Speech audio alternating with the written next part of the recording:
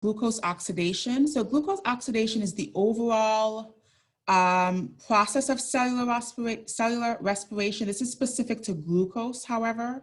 So I kind of want to set the stage here. We talked about several macromolecules. When we talk specifically about what happens with a molecule of glucose, that is what we call glucose oxidation, okay? Understand, however, that we can oxidize other molecules. We can break down proteins to liberate energy. We can break down fats to liberate energy. We'll talk about some of those processes later on, but the main example, the main macromolecule that we will use in order to explain cellular respiration is the context of a molecule of glucose. So only one type of substrate here, which is glucose. But understand that we can also oxidize our other macromolecules as well. So we're oxidizing a molecule of glucose, and this is the central reaction of energy metabolism for a molecule of glucose. So we've got one glucose on the left, C6H12O6. We add water to this reactant, and we then eventually end up with 6 CO2 as a byproduct, 6 water as a byproduct, making this a condensation, as we said, and then energy, right? A lot of energy liberated to do cellular work, right? That we get from that molecule of glucose. The energetic change here is negative 686 kilocalories per mole, which tells us that this reaction can take place in the forward direction.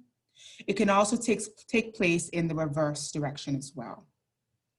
So if we think about this reaction in the forward direction, we take glucose and we eventually yield energy. And if we think about it in the reverse direction, we take energy, water, and CO2, and we yield glucose and oxygen, okay? Can anyone think of the name for this reaction in the reverse direction? And if you can think about that, take a minute or so and then put it in the chat if you come up with any answers. So what would we call this reaction in the reverse direction? We insert energy, we insert water, we insert carbon dioxide, and on the other end, we yield glucose and we yield oxygen.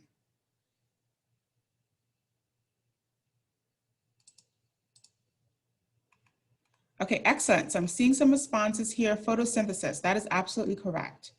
So photosynthesis is the name of this reaction if it proceeds in the reverse direction, whereas glucose oxidation is if it happens in the forward direction.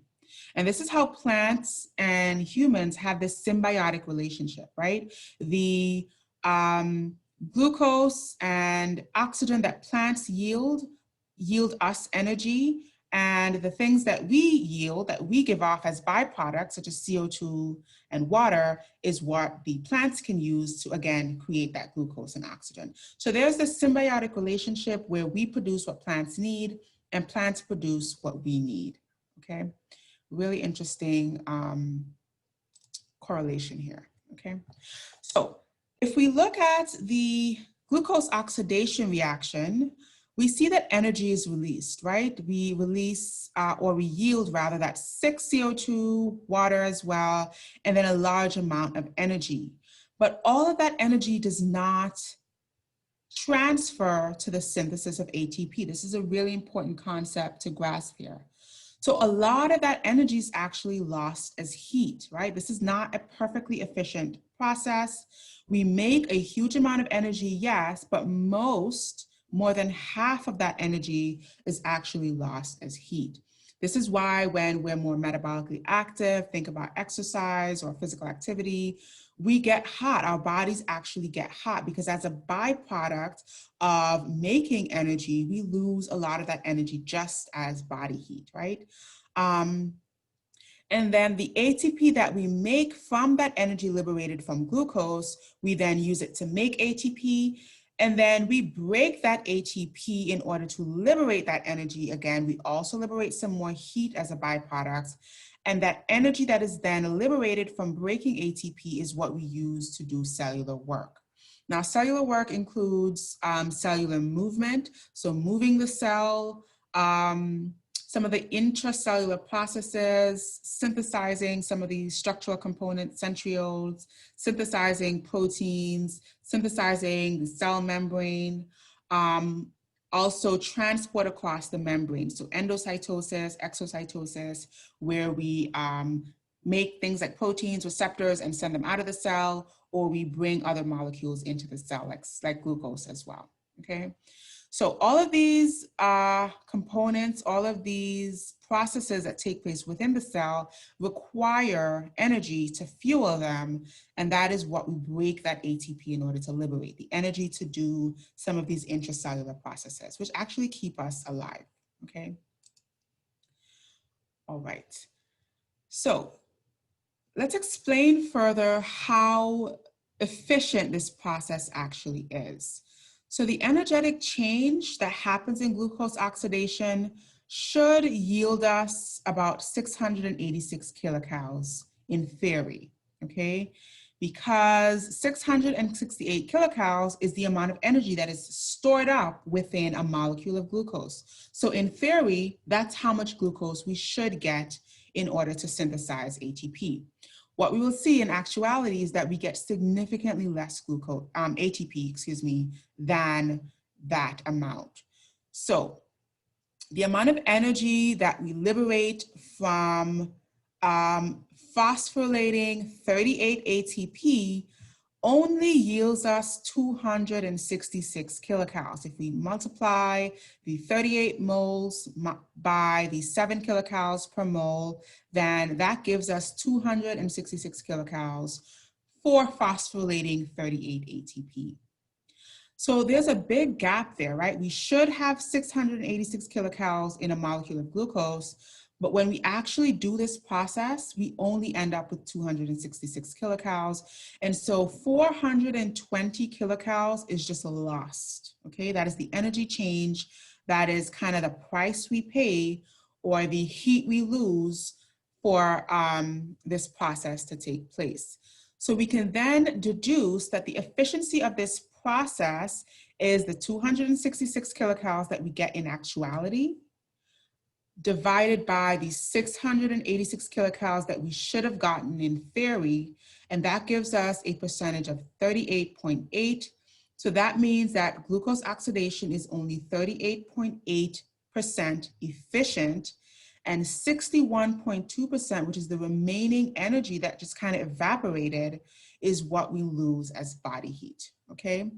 So as we can see, the large chunk of energy that is liberated from a molecule of glucose is not actually stored up into ATP, it's simply lost, and only 38% of what we get from glucose is actually stored up in ATP, okay?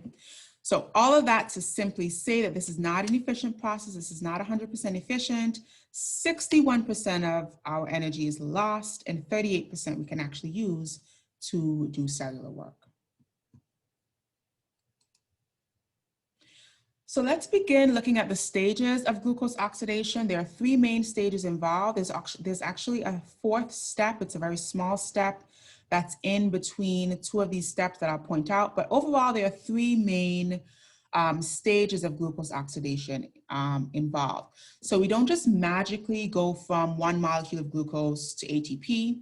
We actually have to go through several different stages that take place in different parts of the cell and use different mechanisms to phosphorylate ADP to make ATP. So the first two stages, glycolysis and the Krebs cycle. The Krebs cycle is also referred to as the citric acid cycle or the TCA cycle. You may hear those terms in other texts. Those are interchangeable. But these two processes synthesize ATP via substrate level phosphorylation. So thinking back to our comparison, we said that this was comparable to stealing a phosphate from another molecule that was phosphorylated. Substrate level phosphorylation is not as efficient. It doesn't synthesize as much ATP as we'll see when we actually go through. When we compare that to the third stage of glucose oxidation, this is the electron transport chain occurring exclusively in the mitochondria, and requiring oxygen, hence the term oxidative phosphorylation, this yields much more ATP. This is where we used a free inorganic phosphate that was not attached to another molecule, and we synthesized much more ATP with this third mechanism, okay? So the stages are the glycolysis, the Krebs cycle, the electron transport chain. The first two yield not quite as much energy, right? We borrow or steal a phosphate. And then the third stage yields much more energy. We use that inorganic free-floating phosphate. So let's start with the glycolysis, that first stage. So glycolysis is where we break down a molecule of glucose into two pyruvate molecules. It's really a series of enzymatic reactions. So we take glucose, it undergoes one enzymatic reaction with one enzyme, it yields one product. That product undergoes a second enzymatic reaction with a second enzyme, it yields a third product, and so on, 10 times until we yield two molecules of pyruvate at the end. And I'll explain exactly why we get two pyruvate instead of one in a bit here, okay? So we yield pyruvate at the end of this. We also yield two net ATP. Again, I'll explain why this is net. And then we yield two NADH plus electrons, okay? So to kind of explain how we get this NADH plus electrons, if you remember back to your, some of your I'm losing my words here, your requirements, some of your previous courses, you should remember that oxidation is loss of electrons, reduction is gain of electrons. And so if you think about the oxidized form of these carrier molecules, the oxidized form has no electrons, that's NAD plus. And when we reduce this, we simply add two electrons onto this carrier molecule. So that eventually gives us NADH plus H plus, which is basically plus electrons. And those electrons are going to be shuttled off to the mitochondria where they're going to take part in oxidative phosphorylation via the electron transport chain. So the electrons that we're creating along the way, I'll talk about this in glycolysis, I'll talk about this in the Krebs cycle, those electrons that we create are then going to be shuttled off to the mitochondria to take part in the third stage of glucose oxidation. So kind of bear that in mind as we go along. What else do we yield? So we also yield, so our two NADH with the electrons attached and our two ATP as well as two pyruvate. So that's what we yield from glycolysis. And this occurs in the cytosol. We also want to distinguish the location of glycolysis. This is where the glycolytic enzymes are found. And then the other stages are going to take place in other parts of the cell that we'll point out as well. So at the bottom of the screen here, we can see the overall reaction or the overall equation for glycolysis. We invest glucose, we invest two oxidized forms of NAD, which is not carrying electrons. We invest two ADP, and then we grab or steal or borrow two phosphates from other molecules. And at the end of that, we yield two pyruvates, two NADH, that is carrying electrons, and two ATP net, okay, net. So these are the actual enzymatic steps, the actual reactions. You are not required to memorize these, okay? So spare yourselves the grueling details. If you go to med school or maybe grad school and you're studying this field, then you may have to memorize the specific details. But what I do want you to kind of know is how we end up having two pyruvate at the end here. So we start off with glucose. We have to insert or invest two ATP among the first steps in the first half. This is the energy investment phase of glycolysis. So because we had to insert or invest two ATP in the investment phase, and then we yield two ATP in the harvesting phase, then that is how we get the two net ATP, okay? we yield 4 ATP in the harvesting phase, but because we had to invest 2, the net yield is only 2 ATP. Okay, so that's how we get the 2 net ATP, although we really actually create 4 ATPs at the end.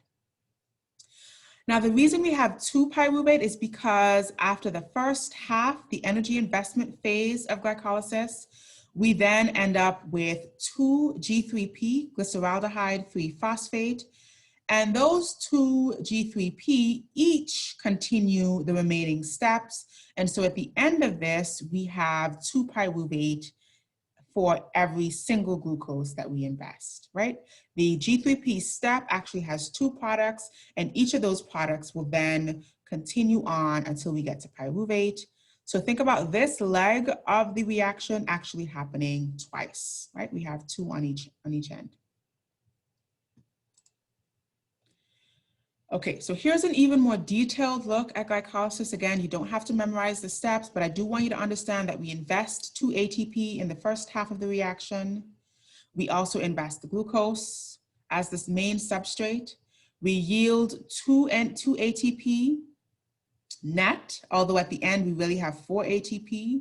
And then we also yield 2 NADH carrying 2 electrons, okay? And then 2 pyruvate ultimately at the end here.